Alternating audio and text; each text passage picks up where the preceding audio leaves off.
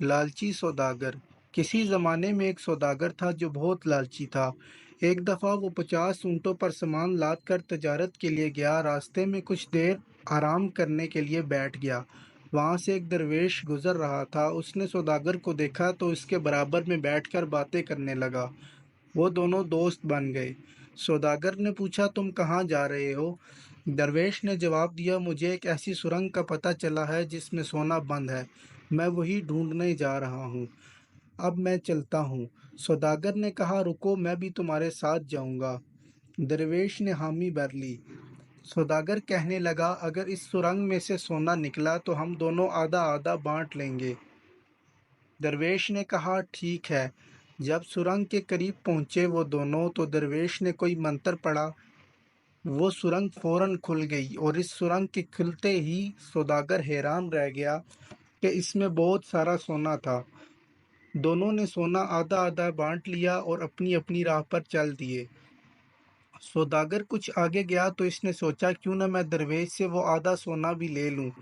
یہ سوچ کر سوداگر بھاگ کر درویش کے پاس گیا اور کہا، تم تو درویش آدمی ہو، تم پھر کہیں سے سونا ڈھونڈ لو گے، تم ایک کام کرو کہ اس میں سے بھی آدھا سونا مجھے دے دو۔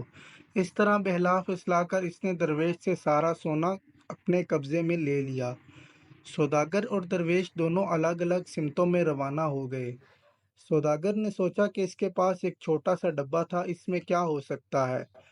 سوداگر پھر سے درویش کے پاس گیا اور کہا، تمہارے پاس جو ڈبہ ہے اس میں کیا ہے؟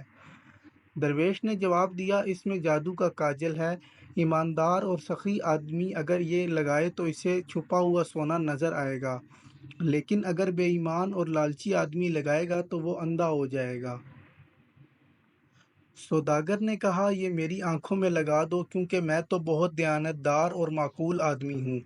درویش نے پہلے تو اسے بہت سمجھایا لیکن سوداگر ضد کرتا رہا۔ سوداگر کا یہ خیال تھا کہ درویش اس سے بہانہ کر رہا ہے۔ آخر درویش نے سوداگر کی آنکھوں میں کاجل لگا دیا۔ کاجل لگنے کی دیر تھی کہ سوداگر کو دکھائی آنا بند ہو گیا۔ اس نے درویش سے کہا، تم نے مجھے اندھا کر دیا ہے تاکہ سارا سونا خود لے جاؤ۔ درویش نے کہا، میں نے تمہیں پہلے ہی خبردار کر دیا تھا، کیونکہ مجھے معلوم تھا کہ تم نے بدنیتی سے میرے حصے کا سونا بھی ہتھیا لیا ہے، اور اس کاجل سے تمہیں نقصان پہنچے گا۔ اب سوداگر درویش کے آگے رونے لگا، اے درویش، میری خطا معاف کر، میں آئندہ ایمانداری سے زندگی بسر کروں گا، ضرور تیرے پاس اس کاجل کا تریاک بھی ہوگا، خدا کے واسطے میری بینائی بحال کر دے، کچھ خیال کر۔ درویش بولا، ایک شرط پر تیری بینائی واپس آ سکتی ہے۔ سوداگر بولا، جلدی سے بتاؤ وہ کون سی شرط ہے، مجھے تمہاری ہر شرط منظور ہے۔ درویش نے کہا، جتنا بھی سونا تمہارے پاس ہے یہ سب غریبوں میں تقسیم کرنا ہوگا، اور آئندہ بھی مصیبت زدہ لوگوں کی مدد کرنی ہوگی۔ سوداگر درویش کے پاؤں پکڑ لیے اور کہنے لگا، میں وعدہ کرتا ہوں اپنی تمام دولت سے ضرورت مندوں کو آرام پہنچاؤں گا۔ درویش نے جیب سے ایک چھوٹی سی ڈبیا نکالی، اس ڈبیا میں سرما تھا۔ سوداگر کی آنکھوں پر اس نے وہ سرما لگایا، تھوڑی دیر بعد اسے دھندلا سا نظر آنے لگا۔ اس نے درویش کا شکریہ ادا کیا، پھر وہ دونوں ایک ساتھ ایک ہی طرف روانہ ہو گئے۔ راستے میں انہیں غریب لوگوں کی بستیاں ملی۔ سوداگر نے تمام سونا وعدے کے مطابق ان غریب بستی والوں میں تقسیم کر دیا۔ تمام سونا تقسیم ہو گیا تو سوداگر کی بینائی مکمل طور پر بحال ہو گئی اور اسے بالکل صاف نظر آنے لگا۔ درویش نے کہا، تم اپنی سخاوت کا عمل جاری رکھنا ورنہ پھر سے اندھے ہو جاؤ گے۔